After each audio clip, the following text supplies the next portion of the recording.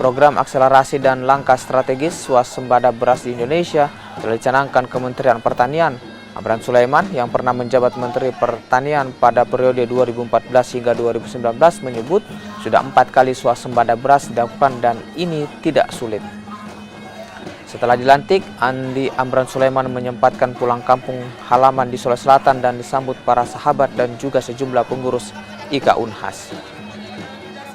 Kita sudah membuat program akselerasi, sudah 2 kali rapim, tadi rapim baru tinggalkan Jakarta.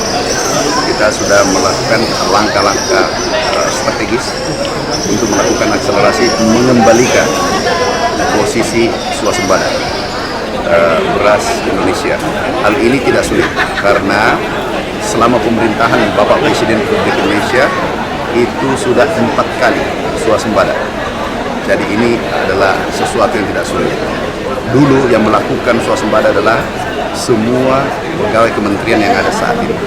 Jadi ini tidak terlalu sulit untuk mengembalikan pada posisi swasembada.